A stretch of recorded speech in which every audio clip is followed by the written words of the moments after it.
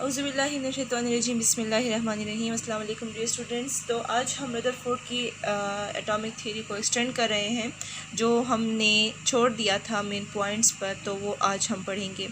तो उन्होंने अपनी इस थ्योरी से कुछ पॉइंट्स जो थे वो हमें निचोड़ कर दिए। उन्होंने हमें बताया कि जो मैंने एक्सपेरिमेंट किया है उससे मुझे ये रिज़ल्ट मिला कि एटम का एक पॉजिटिव चार्ज सेंटर होता है जिसको न्यूक्लियस कहते हैं, और उस न्यूक्लियस में मौजूद होते हैं दो किस्म के पार्टिकल्स जिनको कहते हैं protons and neutrons. Protons pass charge होता है पॉजिटिव और न्यूट्रॉन होते हैं न्यूट्रल। इन पे कोई चार्ज नहीं होता, ये चार्ज लेस होते हैं। ठीक है। उन्होंने बताया कि जो न्यूक्लियस है वो इतना मैसिव और एनर्जेटिक है कि हम उसको कह सकते हैं कि न्यूक्लियस ही एटम की मास और एनर्जी के लिए रिस्पॉन्सिबल है। Nucleus is responsible for the mass and energy of the atom. उन्होंने अपने तीसरे पॉइंट में बताया कि atom is neutral. Atom is neutral Y?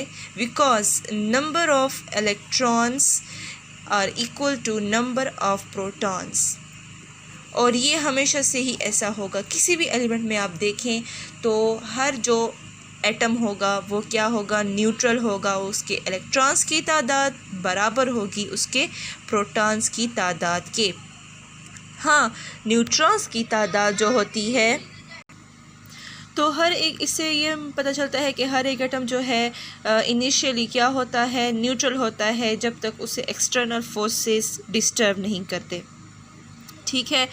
उन्होंने बताया कि जो इलेक्ट्रॉन्स हैं वो न्यूक्लियस के इर्द गिर्द क्या करते हैं? वेरी हाई स्पीड के साथ चक्कर लगाते रहते हैं। ठीक है।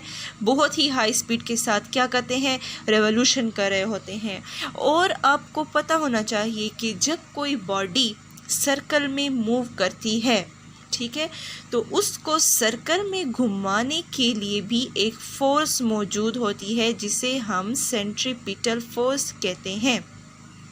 ठीक है। ये ऐसी फोर्स है जो बॉडी को कंपेल करती है, मजबूर करती है क्या करने में? दायरे में घूमने पर मजबूर करती है। और जहाँ पर सेंट्रीपिटल होती है उसी दौरान वहाँ पे सेंट्रीफ्यूगल फोर्स भी मौजूद होती है, जिसका काम क्या होता है कि उसका काम ये होता है कि वो बॉडी को सर्कल से बाहर फेंकती है। ठीक है। अब उन्होंने बताया कि ये जो इलेक्ट्रॉन है ये सर्कल से बाहर इसलिए नहीं जाता क्योंकि सेंट्रीपिटल फोर्स मौजूद होती है जो उसे सर्कल में घुमाती रहती है। और ये सेंट्रीपिटल फोर्स कहाँ से उसे मिल रही होती है? तो ये सेंट्रीपिटल फोर्स उसे न्यूक्लियस से मिल रही होती है। न्यूक्लियस पे पॉजिटिव चार्ज है, इलेक्ट्रॉन्स पे नेगेटिव चार्ज है। तो आपको पता है कि जो अपोजिट चार्जेस होती हैं वो क्या करती हैं? अट्रैक्ट करती हैं एक दूसरे को।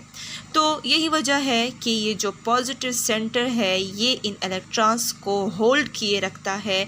किस फोर्स के ज़रिए से? सेंट्रीपिटल फोर्स के ज़रिए से। उन्होंने मज़ीद बताया कि न्यूक्लियस का साइज़ क्या है? Size of the nucleus is very small as compare to the size of the atom and most of the volume occupied by atom is empty. और वो हम पहले बता चुके हैं कि जी हाँ, जितना भी वॉल्यूम है तकरीबन वो क्या है? एम्प्टी है। ठीक है। तो ये उनके मेन पॉइंट्स थे। लेकिन रदरफोर्ड की जो एटॉमिक थ्योरी थी उसको सही माना गया काफ़ी अरसे तक, लेकिन क्या थी? इसमें कुछ डिफेक्ट्स पाए गए थे, इसकी कुछ खामियां थी जिनका जवाब देने से रदरफोर्ड साहब क्या थे? कासिर थे।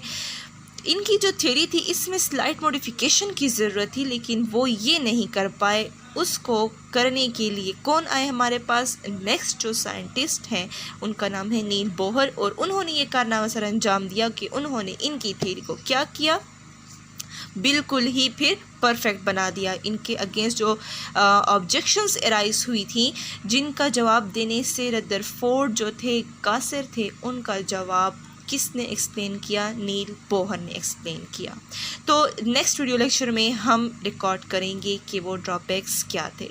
ठीक है जी, तब तक के लिए अल्लाह हाफिज़।